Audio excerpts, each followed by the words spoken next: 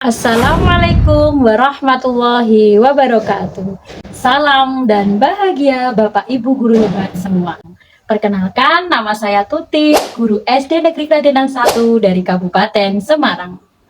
Dalam rangka menyambut Jambore GTK 2024, saya akan berbagi praktik baik tentang pentingnya asesmen di dalam dunia pendidikan. Di awal tahun pelajaran, di dalam proses pembelajaran, keberagaman kemampuan dan karakteristik siswa merupakan tantangan yang harus dihadapi oleh setiap pendidik. Setiap siswa datang ke kelas dengan tingkat pengetahuan, keterampilan, dan pengalaman yang berbeda. Siswa tidak selalu berada pada tingkat pemahaman yang sama, terutama ketika memulai pembelajaran baru.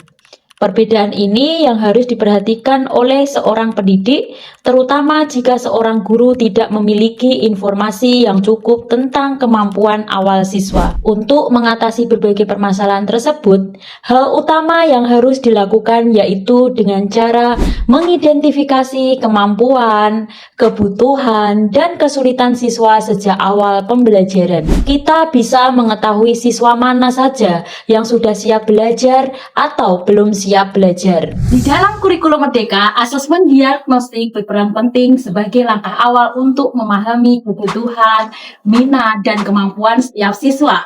Dengan pendekatan ini, guru dapat menciptakan pengalaman belajar yang lebih relevan dan bermakna sesuai dengan potensi individu.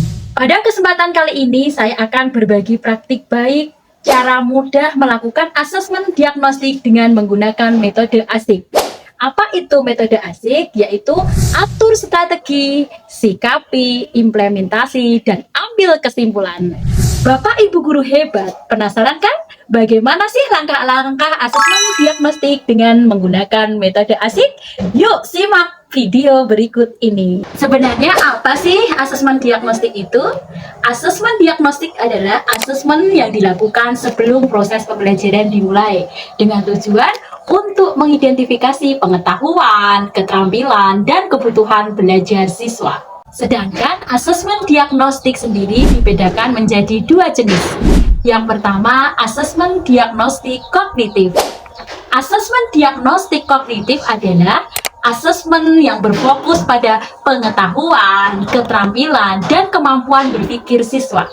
Asesmen ini dirancang untuk mengetahui sejauh mana siswa memahami konsep atau materi pembelajaran, serta mengidentifikasi kesalahan atau kekurangan dalam kemampuan kognitif mereka. Contoh asesmen diagnostik kognitif yaitu asesmen formatif dan asesmen sumatif. Yang kedua adalah asesmen diagnostik non-kognitif. Asesmen diagnostik non-kognitif adalah asesmen yang berfokus pada aspek emosional, sosial, motivasi, sikap, dan minat siswa dalam pembelajaran. Tujuan asesmen diagnostik kognitif adalah untuk mengukur faktor-faktor di luar kemampuan akademik yang dapat mempengaruhi keberhasilan siswa di dalam belajar. Contoh penerapan asesmen diagnostik non-kognitif adalah bisa berupa tes, observasi, dan wawancara. Kapan sih asesmen diagnostik sebaiknya dilakukan? Asesmen diagnostik dilakukan sebelum proses pembelajaran dimulai. Tepatnya yang pertama pada awal tahun ajaran atau semester. Asesmen ini digunakan untuk memetakan kemampuan awal siswa, terutama pada materi dasar yang menjadi prasyarat. Yang kedua, sebelum memulai topik atau materi yang baru.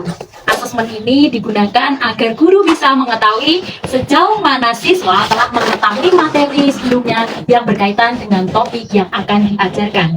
Yang ketiga, yaitu ketika siswa mengalami kesulitan dalam belajar. Jika ditemukan banyak siswa mengalami hambatan dalam memahami materi, asesmen diagnostik bisa dilakukan kembali untuk mengidentifikasi sumber kesulitan tersebut. Namun di dalam melaksanakan asesmen diagnostik ini ada beberapa tantangan yang dihadapi dalam penerapan asesmen. Yang pertama yaitu keragaman kemampuan siswa dalam satu kelas. Siswa memiliki kemampuan yang sangat beragam, sehingga sulit untuk menggunakan metode pembelajaran yang sama untuk semua siswa. Yang kedua, waktu.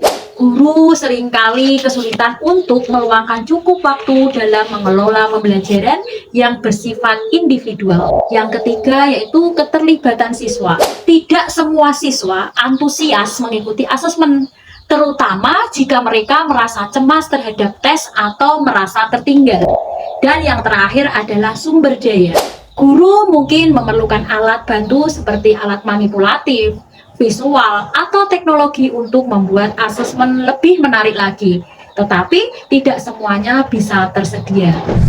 Nah, untuk menghadapi tantangan tersebut, saya melakukan langkah-langkah penerapan asesmen diagnostik dengan menggunakan metode ASIK. Apa sih metode ASIK itu? Yang pertama, atur strategi. Bagaimana caranya? Yaitu satu, tentukan tujuan dari asesmen diagnostik. Misalnya, untuk mengidentifikasi pemahaman siswa terhadap konsep tertentu. Kedua, putuskan apakah akan menggunakan tes tulis, observasi, wawancara, atau metode lain yang sesuai dengan mata pelajaran dan karakteristik siswa. Misalnya, untuk asesmen kognitif, pertimbangkan soal-soal berbasis pemecahan masalah atau pengetahuan dasar. Untuk asesmen non-kognitif, gunakan kuesioner atau diskusi kelompok kecil untuk mengetahui sikap siswa terhadap pembelajaran. Terus yang ketiga, siapkan soal atau instrumen asesmen yang sesuai dengan tingkat kesulitan atau kompetensi yang ingin dievaluasi. Nah, yang kedua, sikapi. Bagaimana caranya? Yang pertama, lakukan asesmen diagnostik pada awal pelajaran. Ini bisa berupa tes singkat, misalnya soal pilihan ganda atau esai singkat untuk asesmen kognitif. Terus, kegiatan observasi atau diskusi untuk asesmen non-kognitif. Selanjutnya, amati reaksi dan respon siswa selama asesmen berlangsung. Selain hasil tes, catat juga bagaimana siswa berinteraksi. Apakah ada kecemasan, minat rendah, atau keterkaitan terhadap materi. Selanjutnya, periksa hasil asesmen untuk menentukan tingkat pemahaman siswa terhadap materi yang akan diajarkan. Pisahkan siswa yang sudah menguasai materi dengan siswa yang masih memerlukan bantuan lebih lanjut. Yang ketiga adalah implementasi. Setelah hasil asesmen diketahui, sesuaikan metode pengajaran. Misalnya, bimbingan tambahan.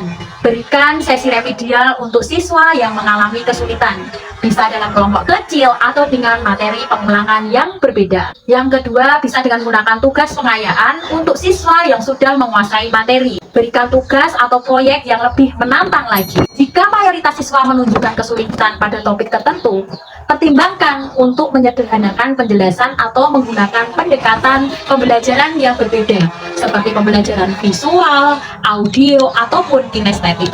Yang keempat adalah kesimpulan.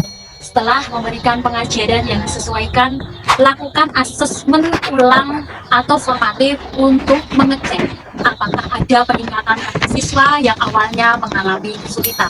Berdasarkan evaluasi, refleksikan apa yang sudah berjalan efektif dan apa yang perlu diperbaiki. Jika siswa sudah mencapai target pemahaman, lanjutkan ke topik berikutnya. Jika belum, perpanjang periode pengulangan materi atau ubah pendekatan pengajaran. Simpan hasil asesmen dan laporkan perkembangan siswa kepada pihak terkait seperti orang tua atau wali untuk mendapatkan dukungan lebih lanjut di rumah. Nah, dengan menggunakan metode ASIK ini, diharapkan asesmen diagnostik dapat berjalan lebih terstruktur, efektif, dan memberikan data yang jelas bagi guru untuk menyesuaikan pengajaran sesuai dengan kebutuhan siswa. Asesmen diagnostik sangatlah efektif dalam membantu guru mengenali kebutuhan awal dalam pemahaman siswa, sehingga pembelajaran lebih terarah. Siswa yang mendapatkan pengajaran sesuai kebutuhan lebih termotivasi dan menunjukkan peningkatan yang signifikan di dalam pembelajaran. Orang tua juga merespon positif karena mengetahui perkembangan anak mereka lebih terstruktur.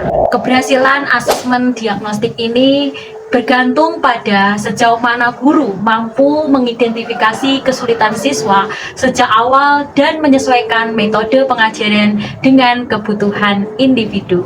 Nah, demikianlah tadi berbagi praktik baik dengan saya tentang langkah-langkah penerapan asesmen diagnostik dengan menggunakan metode ASIK. Wassalamualaikum warahmatullahi wabarakatuh.